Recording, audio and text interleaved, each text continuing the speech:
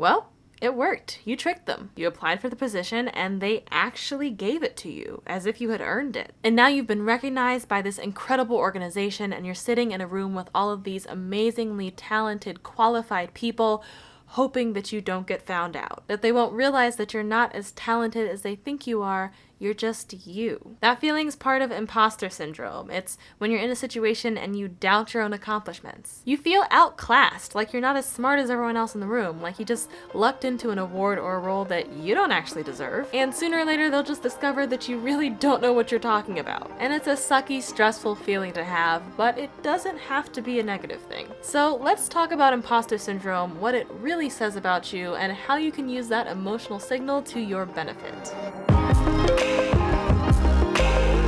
Hey, it's your girl Ahsante, helping you move consciously and creatively through life. So let's go. I'm speaking from experience on this one, okay? There have definitely been times when I felt like I've conned my way into an opportunity. One of those times was my very first freelance videography gig right out of college. I was a bright-eyed kid turned adult trying to figure out how to be useful in the world and also pay rent. I had studied film and video in college, and while I was no Spielberg, I knew how to set up a shot, I knew how to use a camera, I knew how to press record, and as an entry-level videographer, that's pretty much all you need to know. But I could not believe that a real media organization was actually going to pay me real money, not fake money, real money, to film an interview for them. They were paying little old me. What? The imposter syndrome came up and I kept thinking about it, kept worrying that I wouldn't perform well and I didn't have what it takes to do the job. So I was already not feeling very confident. And on top of that, the person being interviewed was Issa Rae. I can't. This was right before her TV series launched and right before everyone in Hollywood started waking up to how fabulous she is. But as someone who loved her Awkward Black Girl series, I was just like, oh, I am not worthy. And that unworthiness compounded with my lowly recent grad unworthiness to produce Ahsante, the frozen deer in the headlights. And it was just me, the host, and Issa Rae in the room, so it was super obvious that I didn't say anything about who I was or the fact that I was also a YouTuber with a small channel and she was a huge inspiration and I was such a big fan of her work. Nope. I just gave my usual, hey, I'm Ahsante, and nothing else. Sat behind the camera, stock still, petrified, trying to melt into the wall. And all I have to show for it is this blurry picture that I was too scared to ask for a redo of, even though it's clearly terrible. Ah, cringe, cringe, cringe. I mean, if there's anyone to be super awkward around, it's the original Awkward Black Girl, but still. See, there are multiple ways you can react to having imposter syndrome. This was the negative reaction. You freeze up, you feel incapable, you get inside your own head and you stay there, which makes you less present, less able to gracefully maneuver in your current situation, and essentially results in self-sabotage. Or you start getting self-critical, picking apart your flaws and cycling through negative self-talk. I have been down that road and it is not a scenic route. That road is about as smooth as a cactus covered in porcupines.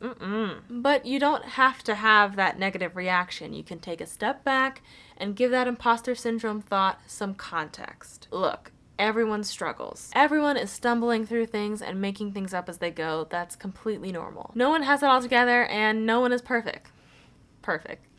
Case in point, take a deep breath and relax. Imposter syndrome can also be rooted in false comparison. Like if you think you're not as deserving as all these other people around you and you just got lucky, then 1, luck is preparation meets opportunity. You had to put in the work so that you were ready for the luck to hit, okay? You had to earn that luck. We up all night to get lucky. And 2, luck is way more common than folks tend to give credit for. Other people get lucky too, and you're probably not the only one in the room who's surprised at how well things went and what doors opened up once they put in the work. Yeah, you gotta do the work.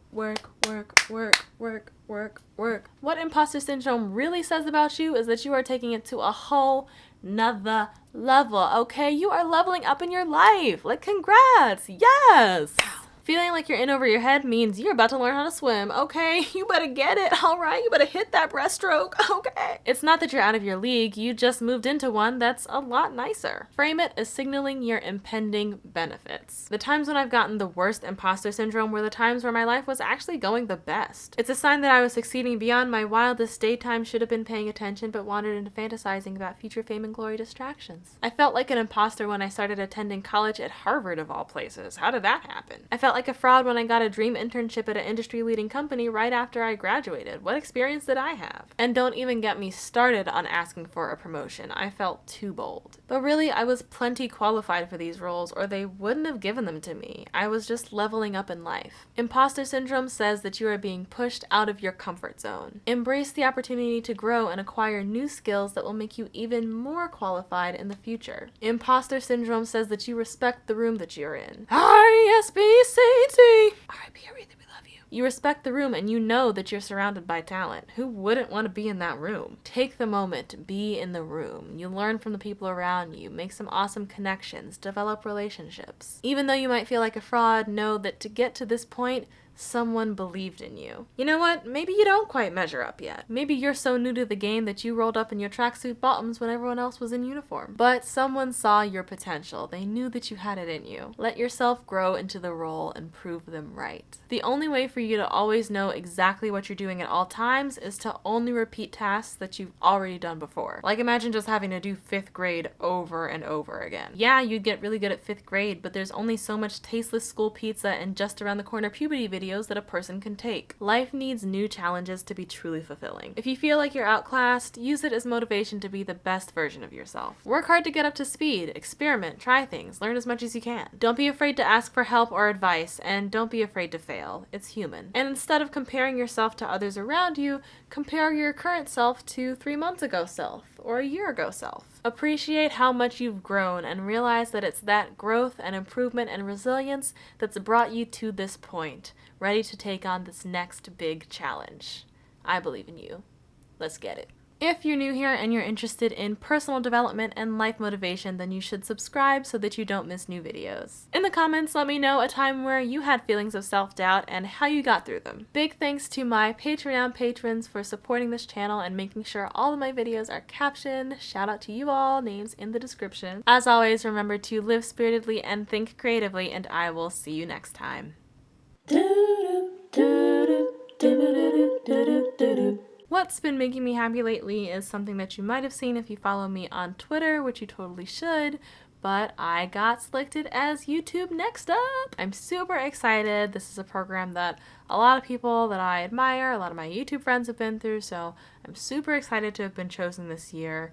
They have a special YouTube Black program, so I'll be getting together with a bunch of Black creators in New York City for a week to do their creator camp, learn about production, branding for your channel, also just meet the other cool folks and collaborate.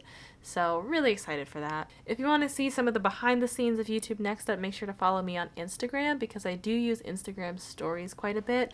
So I'll be updating my stories when I'm there. My Instagram photo game has been a little slip-in, but you know, we're going to be back. We're going to be back out here slaying these looks, okay, out in these streets, all right? Another thing that's been making me happy lately is this book, Everybody Writes by Anne Handley. I'm trying to get my writing process down for my videos and just all the other sort of copy that you write around the internet, and this is a great like copywriting guide. It's a great style guide, especially for nonfiction writing, so would recommend. Well, I'm gonna go be Groucho Marx.